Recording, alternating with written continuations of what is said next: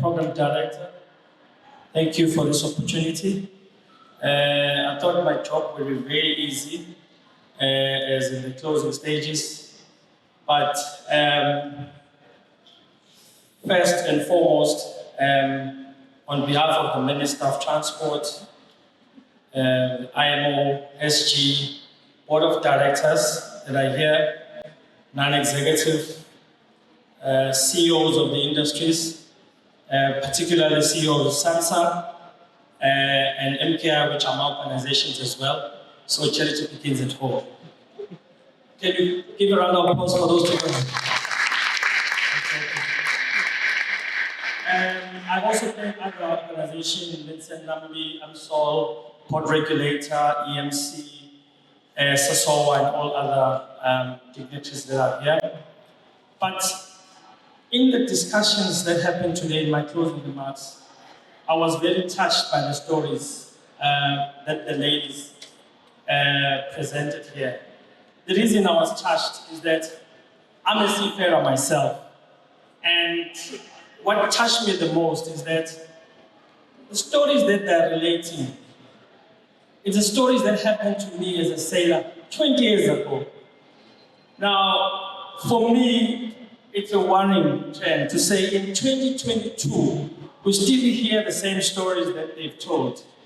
And for us seafarers, us for today, for me, it's a worrying story because it resembles the journey that I went through. It wasn't the most pleasant journey, but again, we have a repetition of these journeys that are similar to all of us. And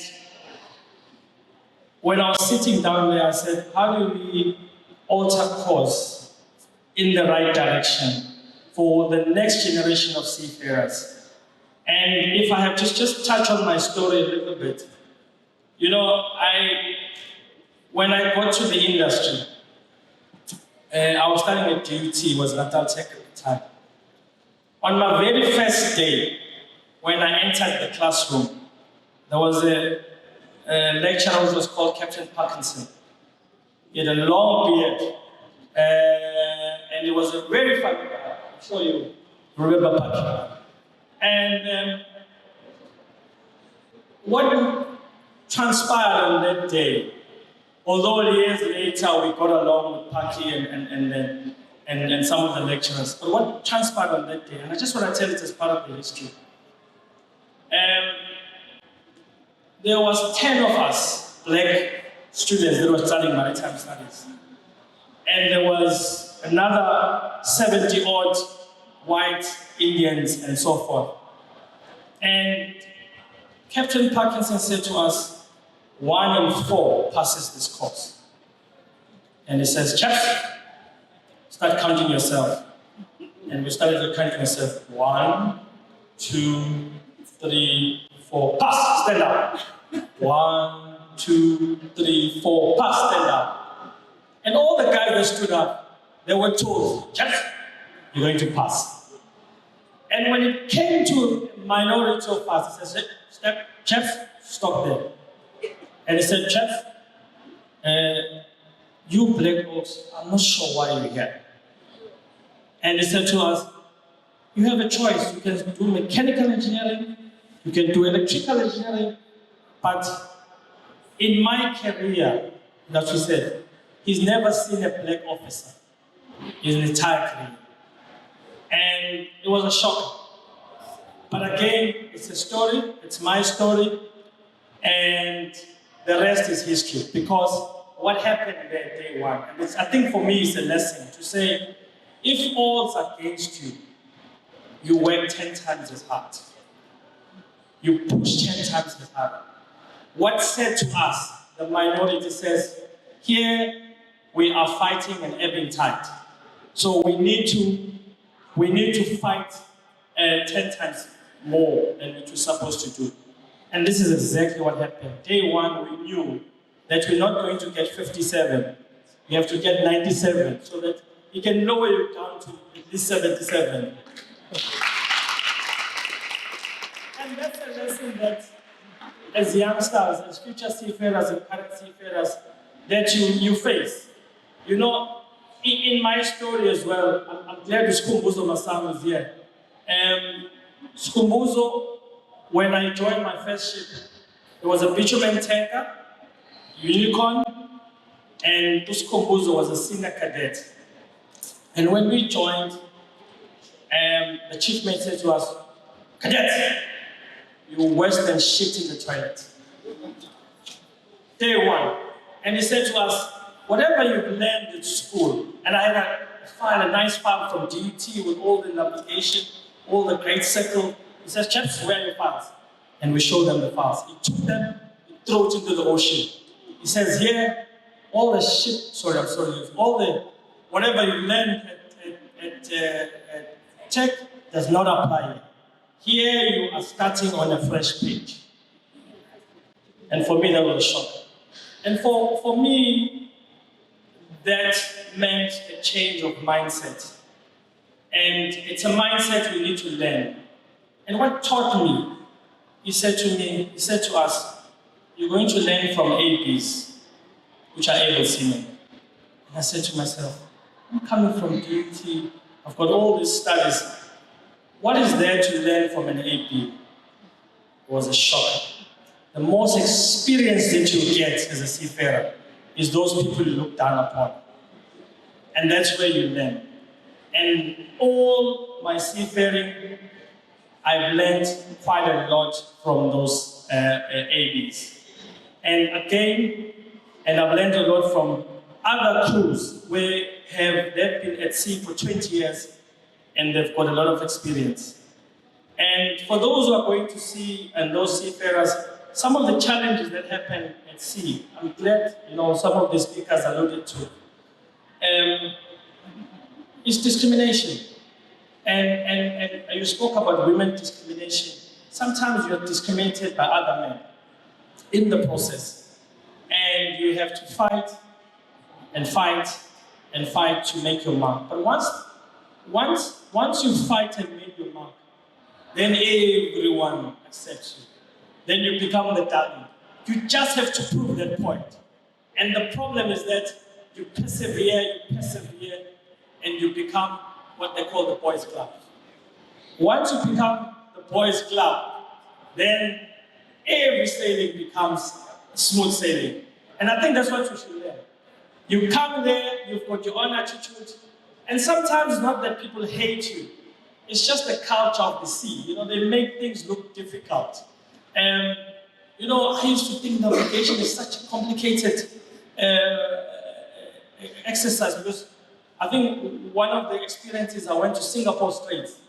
And when you go to Singapore Straits, you have a lot of targets on your radar, and you think, how the hell is this person maneuvering this ship? But once you get the hang of it, you realize that it's a skill that you're also capable of doing. And sometimes we undermine ourselves as people who are joining ships, as cadets. And you have to thank a lot of mentors that you come across. And I mentioned Skumbuzo. My first ship, we sailed from Durban to Mauritius. It was supposed to be a nice holiday in Mauritius. But guess what happened? Our trip, instead of being, I think the trip was about 6 days, because it was a small tanker, it took 14 days because the ship broke down. We went through a storm, and that was the worst day of my life. I remember our first breakdown was outside Durban. We were just sailing outside Durban. And I said to myself, if I had wings, I would fly and never come back here. Thank God I didn't have wings. That's why I'm still there. So I think some of the challenges that you encounter in life, it's challenges where you need to change your mindset. You need to say, you can do this. You are destined for this. The fact that God has put you there, it means God has a purpose for you. And all you need to do is to just persevere and persevere and persevere. I think one of the areas that I wanted to touch on, which touched on my journey. I know one of the ladies spoke about the husband and the communication. One of the tragic things that happened to me as a seafarer, my father passed away. And I joined a ship in Cape Town, and we were sailing to USA. I think 15 days into the voyage, my father passes away. I'm in the middle of the ocean. I think we were about almost a week and a half or so before reaching the second destination. And we were going to USA. And from that experience, I couldn't bury my own father. I was alone on the ship with strangers. I had lost my father, and I was crying all by myself every day until he was buried. And even after that, I never forgave myself because I thought if I didn't take this carrier, I would have been there for my father. I could have been there to take care of my father. And I don't know how many seafarers have lost their loved ones and will not be able to be there. You share the story. It's a painful thing. And for me, it became a norm to say, oh, so-and-so passed away, I was not there, because it becomes part of your culture, because there's nothing you can do. You're employed, you're in the foreign lands, and you need to perform the duties that you actually assigned for. Because when you join the ship, you have a full responsibility. And you are part of the many requirements that are needed for the ship. So it's not a question of saying, okay, I can take leave and go away. It's not that easy. So I think this is some of the journeys that these youngsters that are coming to the profession, you need to prepare yourself psychologically. And for me, it happened so many times. I lost my grandmother. I mean, most of us were raised by our grandmother. I couldn't. And it was, at that time, I was supposed to go on leave. And my relief didn't come on time because my relief was coming from Ukraine. And I couldn't join. So some of the challenges that one needs to understand when you in this profession. And I can tell you, all of us can tell you stories and stories and stories and stories for days. And the best place and the best person to be friend with is yourself. Because I can tell you, you are alone in that cabin, all by yourself. Day in, day out. Sometimes we take 6 months contract, and you're there for 6 months.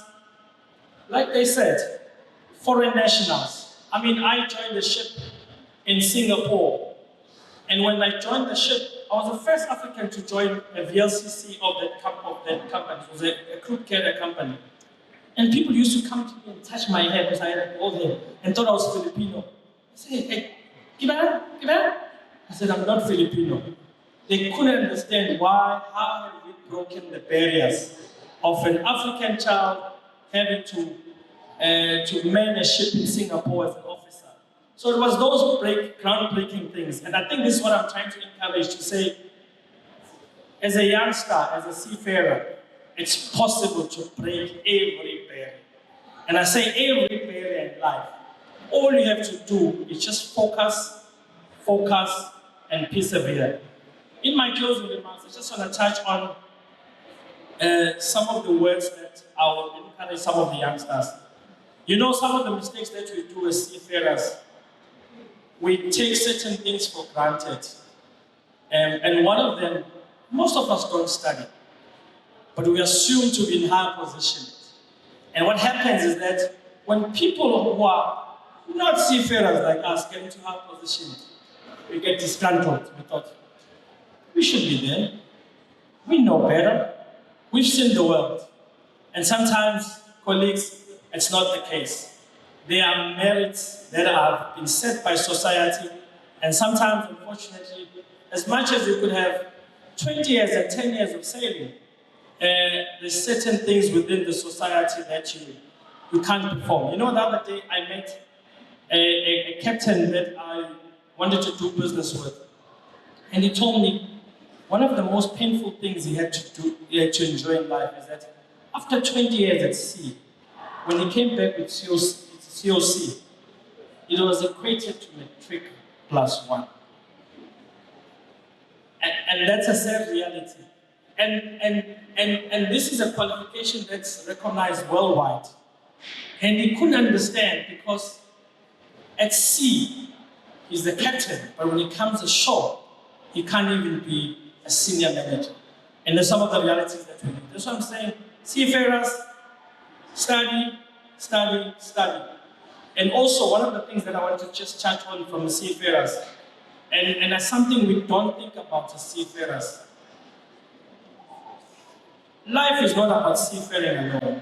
You know, one of the challenges that I had when I was about to have this closing remarks is that there's been so much emphasis on seafarers.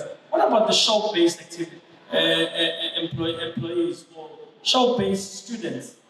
I think it's time we also recognize some of the shore-based students that want to be in the profession, but they're not seafaring enough. So it's some of the culture that we need to inculcate to say, it's okay to be shore-based as well, because you provide essential and essential services for the country.